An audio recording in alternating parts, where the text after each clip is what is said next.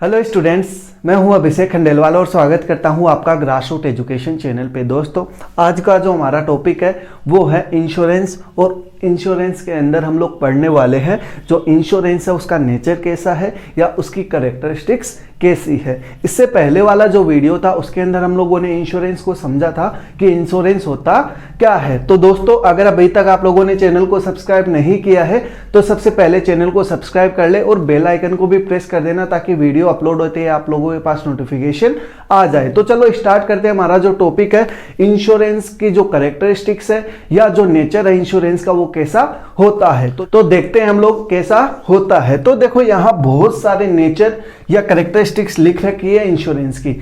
एक बड़ा क्वेश्चन यहां से बनता है और कुछ छोटे छोटे क्वेश्चंस यहां से भी बन सकते हैं। उन सारी चीजों पे हम लोग बात करने वाले हैं। तो चलो स्टार्ट करते हैं। हमारा जो टॉपिक है कि कैरेक्टरिस्टिक्स ऑफ इंश्योरेंस या नेचर कैसा है इंश्योरेंस। ठीक है, अब देखो, सबसे पहले हम लोगों ने इंश्योरेंस को क्या समझा था कि अगर कुछ हो जाता है, ठीक है, तो इंश्योरेंस हम लोगों को क्या करता है, इंडेमनिटी मतलब क्षतिपूर्ति करता है। इतना समझ में आया था हम लोगों को। अब यहां आप लोगों के सामने कैरेक्टरिस्टिक्स लिख रखी है।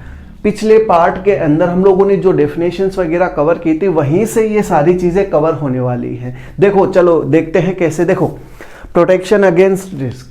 यार, जो इंश्योरेंस है वो रिस्क से हम लोगों को क्या करता है, प्रोटेक्ट करता है। चाहे वो लाइफ से रिलेटेड रिस्क हो, चाहे वो मटेरियल से रिलेटेड रिस्क हो, चाहे वो प्रॉपर्टी से रिलेटेड रिस्क हो, कुछ भी रिस्क हो उनसे हम लोगों को क्या करता है, इंश्योरेंस प्रोटेक्शन प्रोवाइड करवाता है। आप लोगों को समझ में आ गया। फिर आपका second point, division of risk. देखो, इसके अंदर क्या होता है, इंश्योरेंस क्या करता है, जो रिस्क है उसको डिवाइड कर देता है। कैसे, एग्जाम्पल से समझना। मान लो घर का जो हेड है उसने अपना इंश्योरेंस करवा रखा था, लेकिन उसकी मृत्यु हो जाती है।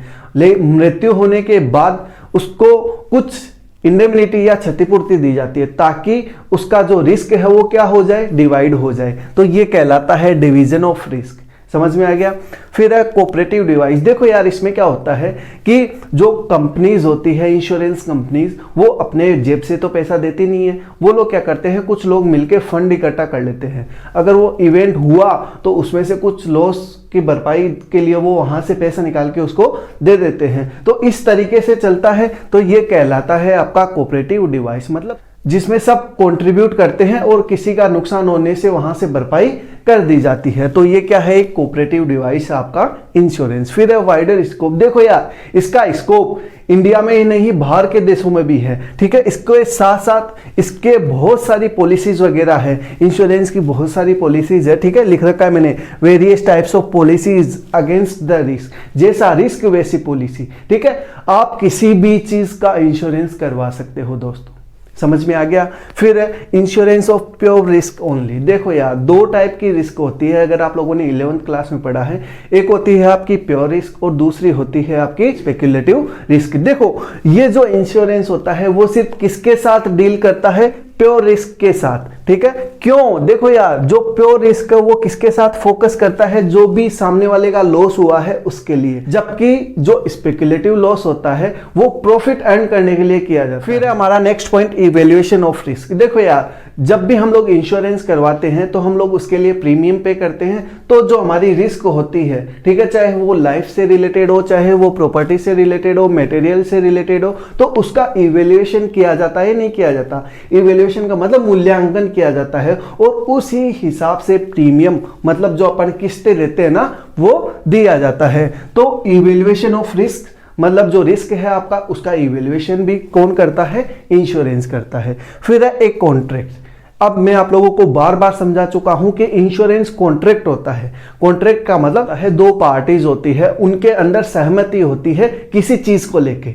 ठीक है, तो वो हमारा कॉन्ट्रैक्ट कहलाता है। और इंश्योरेंस में भी ऐसा ही होता है, इंश्योरर और जो इंश्योर्ड है उन दोनों के बीच कॉन्ट्रैक्ट होता है कि अगर ऐसा ऐसा हुआ तो हम आपको भरपाई देंगे। ठीक है, तो ये एक कॉन्ट्रैक्ट होता है आपका इंश्योरेंस, लीगल कॉन्ट्रैक्ट होता है। फिर है बेस्ड ऑन म्यूचुअल फेथ। अब इसको समझो यार, बेस्ड ऑन म्यूचुअल फेथ का मतलब क्या होता है कि दोनों पार्टीज जो होती है, इंश्योरर और इंश्योर्ड पार्टीज, ठीक है, वो दोनों क्या करती है, म्यूचुअल फेथ के ऊपर चलती है। दोनों पार्टी एक दूसरे से कुछ भी नहीं छुपाती है, रियल में जो होता है वो बताती है, क्योंकि बहुत सारे टर्म्स एंड कंडीशन ऐसी होती है जिसमें जो इंश्योरेंस है वो नहीं किया जाता। अगर वो सामने वाली पार्टी छुपा लेती है ऐसी टर्म्स या कंडीशन को, तो उसके लिए आपको कोई क्लेम नहीं मिलता है। समझ में आ गया आप लोगों को? ठीक है, मैंने लिख रखा है कि both the parties are bound to disclose true fact. ठीक है, फिर है ट्रांसफर ऑफ रिस्क। यार देखो यहां क्या हो रहा है, जो रिस्क है वो ट्रांसफर भी हो रहा है एक तरीके से। कैसे ट्रांसफर हो रहा है हम लोगों ने समझा, कोऑपरेटिव डिवाइस। कोऑपरेटिव डिवाइस का मतलब हम लोगों ने क्या समझा था कि सब लोग मिलके एक जगह पैसा डालते हैं, जिसका नुकसान हुआ उसको भरपाई कर दी जाती है। सेम उसी तरीके से रिस्क ट्रांसफर हो रहा है। ठीक है, कैसे?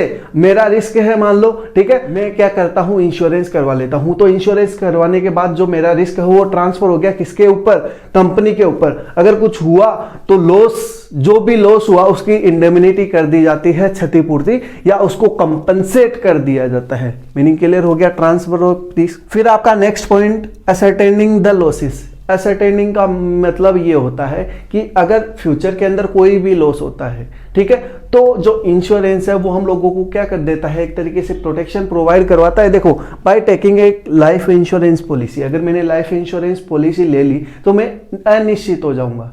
पहले मेरे को टेंशन रहती थी कि यार अगर मेरे साथ हो गया तो मेरी फैमिली का क्या होगा, लेकिन जैसे ही मैंने LIC करवाई तो LIC के बाद क्या होता है कि अनिश्चित हो जाऊंगा, तो इंश्योरेंस है वो। ठीक है, तो ये होता है असरटेनिंग द लॉसेस। ठीक है, फिर है it is a social phenomena. देखो यार, ये जो आपका इंश्योरेंस एक सोशल फेनोमिना है। कैसे?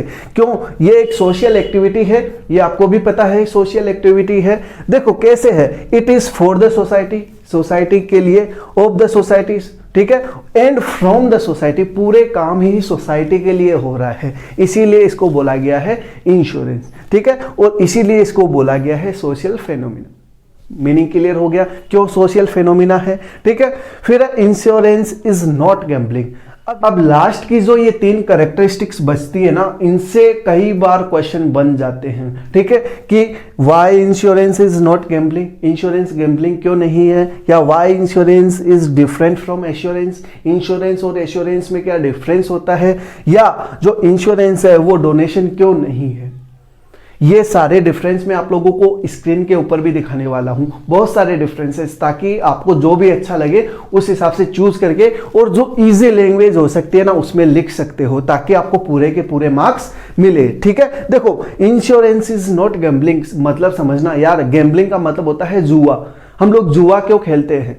प्रॉफिट कमाने के लिए। ठीक है, प्रॉफिट कमाने के लिए क्या होता है, एक पार्टी को लॉस होता है और दूसरी पार्टी को प्रॉफिट। लेकिन इंश्योरेंस में ऐसा कभी नहीं होता है। इंश्योरेंस में क्या होता है कि अगर वो घटना होती है तभी आपको क्या दी जाती है, कंपनसेट किया जाता है या इंडेमिनिटी दी जाती है। यहां जो मेन ऑब्जेक्ट है वो प्रॉफिट अर्न करना नहीं होता है, इसीलिए इंश्योरेंस डिफरेंट होता है गैम्बलिंग से। मतलब समझ में आ गया कि why insurance is different from gambling, मतलब समझ में आ गया। ठीक है, गैम्बलिंग का मतलब होता है जुआ। ठीक है, फिर आपका insurance is different from assurance. 2 word है, इंश्योरेंस और एश्योरेंस, दोनों अलग अलग है। अगर आप इसको अच्छे से समझोगे, बहुत बार क्वेश्चन आ जाता है what is the difference between assurance और इंश्योरेंस।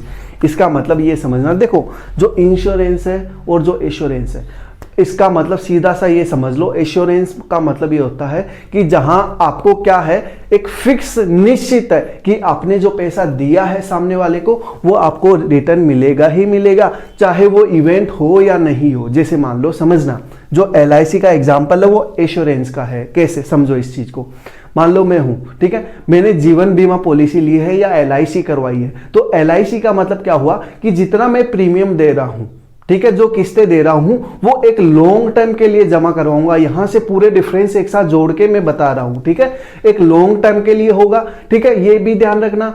और जैसे ही मान लो मेरी डेथ हुई या नहीं हो, डेथ हुई तो भी मेरे को पैसा मिलेगा, और डेथ नहीं हुई और वो टाइम पीरियड पूरा हो गया तो भी मेरे को पैसा मिलेगा। वो कहलाता है आपका एश्योरेंस। ठीक है, जहां इंडेमनिटी फिक्स हो, ठीक है, क्षतिपूर्ति भी फिक्स हो और आपका जो क्लेम है वो भी आपको मिलेगा ही मिलेगा, चाहे वो इंसिडेंट हो या नहीं हो। यहाँ क्या होता है, इंश्योरेंस में क्या होता है कि इवेंट है, वो इवेंट होने पे ही आपको पैसा मिलेगा। जैसे फायर इंश्योरेंस है, अगर आप लोगों ने फायर इंश्योरेंस करवाया है, ठीक है, या मरीन इंश्योरेंस है, बहुत सारे इंश्योरेंस होते हैं, जितने भी जनरल इंश्योरेंस होते हैं, ठीक है, किसी भी चीज के, वो हमारे क्या कहलाते हैं, इंश्योरेंस। जिसमें क्या होता है, अगर घटना हुई तभी आपको कंपनसेट किया जाता है, अदरवाइज आपका जो प्रीमियम है वो आपको रिटर्न नहीं किया जाता है। तो ये इंश्योरेंस का एग्जाम्पल है, और जो LIC होता है वो किसका एग्जाम्पल है, एश्योरेंस का। और याद रखना, जो इंश्योरेंस है वो आपको हर 1 साल से रिन्यू करवाना पड़ता है, और जो एश्योरेंस है वो लॉन्ग टर्म के लिए होता है, 5 साल, 10 साल, 20 साल, ठीक है। ये दोनों के अंदर डिफरेंस होता है। ये तो जनरल इंश्योरेंस के लिए किया जाता है, अगर इसमें आपने प्रीमियम दिया है तो प्रीमियम रिटर्न नहीं मिलेगा। लेकिन जो LIC है, जीवन बीमा पॉलिसी आप करवाते हो, तो इसमें चाहे आपकी डेथ हो या निश्चित साल के बाद आपको पैसा रिटर्न जरूर मिल जाता है। समझ में आ गया, ठीक है। फिर है इंश्योरेंस इज नॉट डोनेशन। मतलब यहां से समझना, डोनेशन का मेन पर्पज क्या होता है, ठीक है, सेवा करना। लेकिन इंश्योरेंस का मतलब ये नहीं होता है। इंश्योरेंस का मतलब होता है जो रिस्क है उसको क्या करना, डिवाइड करना, ठीक है। तो इंश्योरेंस एक डोनेशन नहीं होता है। आई होप जो भी आपके नेचर है या जो करेक्टरिस्टिक्स है वो आप लोगों को समझ में आ गई होगी। जितनी भी इसकी करेक्टरिस्टिक्स है वो स्क्रीन पे भी आपको दिखती रहेगी। तो आई होप दोस्तों जो करेक्टरिस्टिक्स है इंश्योरेंस की वो आपकी क्लियर हो गई होगी। फिर भी अगर कोई डाउट रहता है तो आप हमें कमेंट के माध्यम से पूछ सकते हैं। तो दोस्तों देखते रहिए और जुड़े रहिए हमारे यूट्यूब चैनल ग्रासरूट एजुकेशन के साथ। तो दोस्तों अगर आप लोगों को वीडियो अच्छा लगा हो तो वीडियो को लाइक करें, चैनल को सब्सक्राइब करें और दोस्तों के साथ शेयर जरूर करें। Thank you.